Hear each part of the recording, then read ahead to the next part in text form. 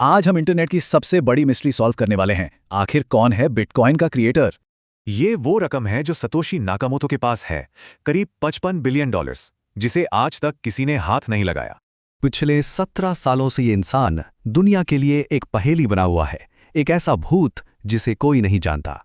तो क्या इतने सालों बाद ये पहेली सुलझ गई है? एक नई इन्वेस्टिगेशन का तो यही दावा है। कहानी शुरू होती है जॉन कैरूरू से, वही जर्नलिस्ट जिन्होंने थेरानोस फ्रॉड का पर्दाफाश किया था।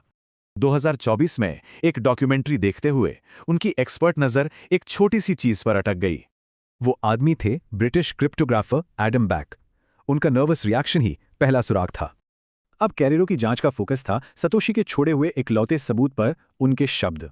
उनके लिखने का स्टाइल, ब्रिटिश और अमेरिकन इंग्लिश का मिक्स, ये सब एक ब्रिटिश कनेक्शन की तरफ इशारा कर रहे थे। सतोशी ने अपना व्हाइट पेपर इसी ग्रुप को भेजा था, मतलब वो कोई बाहरी इंसान नहीं बल्कि एक इनसाइडर थे। जांच में पता चला कि बिटकॉइन के सारे कोर आइडियाज एडम बैक एक दशक पहले ही दुनिया को बता चुके थे। इन दोनों की ऑनलाइन एक्टिविटी एक दूसरे की मिरर इमेज थी।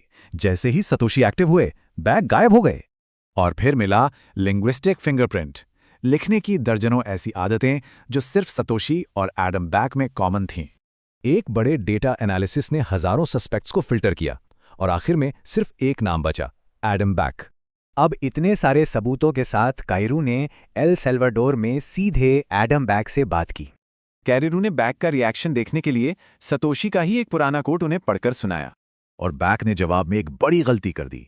ऐसे जवाब दिया जैसे वो खुद ही सतोशी हों। जब उनसे सीधा पूछा गया तो बैक ने इनकार तो किया, लेकिन उनका तरीका काफी अजीब था। भले ही ये सारे सबूत सीधे नहीं हैं, पर सतोशी की पहचान को लेकर ये अब तक का सबसे मजबूत केस है।